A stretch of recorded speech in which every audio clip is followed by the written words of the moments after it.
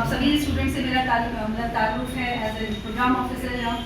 तो रही बात जहाँ तक मेंटल हेल्थ की, क्योंकि मैं कम्युनिटी में भी जाती हूँ, और एक चीज़ बड़ी अहम है रिगार्डिंग द मेंटल हेल्थ की, कम्युनिटी मेंटल हेल्थ की बड़ी कमी है हमारे देश में, क्योंकि यूजुअली मानते हैं कि इसको एक नज़रिया है कि कोई काउंसलिंग के लिए जा रहा है तो कुछ एक टर्म बोलते हैं ना, हम जैसे पागल है, इंसेन है, और ये कभी भी अच्छा नहीं मानते हैं। कई बार शादियों में भी दिक्कत होती है, घरों में जहाँ पर कहीं पर कोई भी ऐसा केस हो कि किसी के घर में ऐसे कुछ हालात हैं या किसी को ऐसी प्रॉब्लम है, स्किज़ोफ्रेनिया या किसी तरीके का कुछ भी हो, इवन डिप्रेशन, एंजाइटी जो आज की हमारे कंट्री मतलब उबल रहा है, यहाँ हर कोई स्ट्रेस में है, तो एंजाइटी है।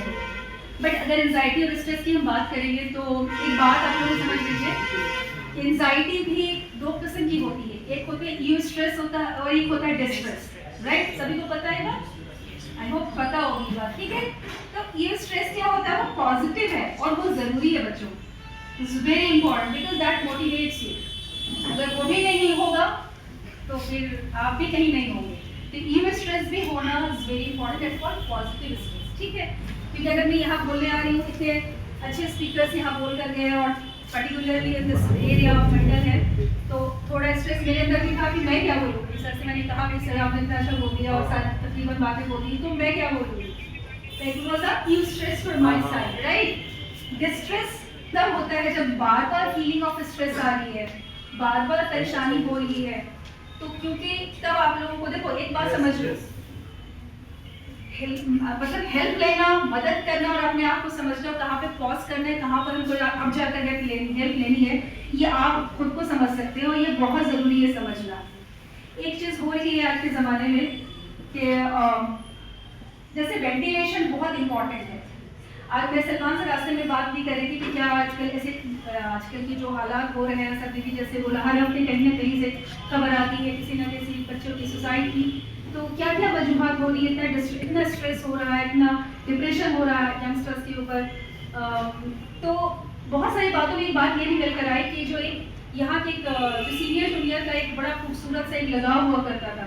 मैं यहाँ 6th क्लास से हूँ सर, तो मैंने तो अलीगढ़ का बहुत सारी चीज़ें देखी हैं। तो रूम में बैठ कर बातें करना, लाइट चली गई तो गाने गा रहे हैं या बातें कर रहे हैं, नुमाइश से लौटे हैं तो बातें कर रहे हैं, तो बातें होती थी और उसमें बहुत अच्छी बातें भी होती थी।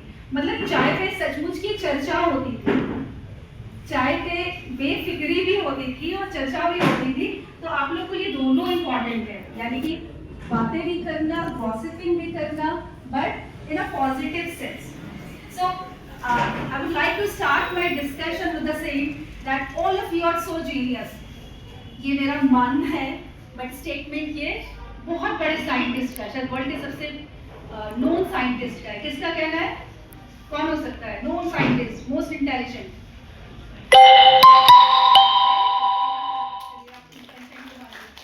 Einstein, right?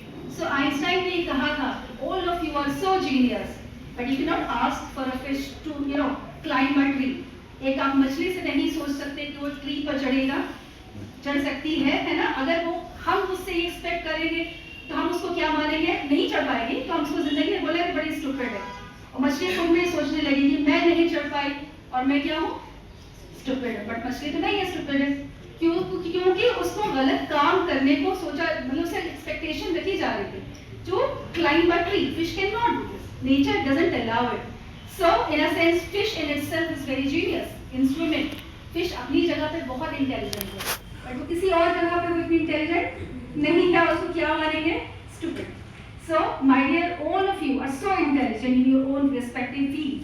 One page of paper of your mark sheet doesn't actually, judges you. और वही आप नहीं हैं, ठीक है? मार्क्स अकेले आप नहीं हैं। मैं हमेशा अपने स्टूडेंट से क्लास में बोलती हूँ, मेरे सब्जेक्ट 2%, 5% नीचे आ जाओ, कोई प्रॉब्लम नहीं है। बट मैं जब कुछ पूछूं जनरल अवेयरनेस के बारे में, कुछ ऐसी बातें जब करूं तो प्लीज़ डू पार्टिसिपेट, वो मुझे ज़्यादा खुशी देता है। और मैं हमेशा, मेरे स्टूडेंट यहाँ 2-4 बैठे, उन्हें पता है कि मैं हमेशा ये बोलती हूँ, परसेंटेज फर्स्ट डिवीजन आ जाओ, बहुत सारे कॉम्पिटिशन ज़रूरी होता है, देन उसके बाद क्या? उसके बाद हर दिन एक न्यूज़पेपर पढ़ो, अपनी सॉफ्ट स्किल डेवलप करो, right? See, life is a very paradox. At one hand आपको जिंदगी बहुत सारी बातें बोली, जैसे समझ में आ रहा है, जिंदगी हमें कंट्रोल करती है कि हमें ये करना है, हमें ये नहीं करना है, या दोस्त भी कंट्रोल करते हैं कि चलो चाय पीने चलते हैं, पढ़ते रहना, बाद में आके पढ़ जाना, 1 घंटे में आ जाना। हम लोग भी अक्सर ही होता था, लाइट ऑफ की हॉस्टल में थोड़ी देर चलो लेटते हैं, थोड़े बातें करते हैं, फिर पढ़ाई शुरू कर दी। एक बार ऐसा हुआ, आग लगी, सो गए, क्योंकि हमने सब नो नहीं बोला, सुबह उठ के हालत खराब, क्योंकि कम टाइम रह गया था एग्जाम की प्रिपरेशन।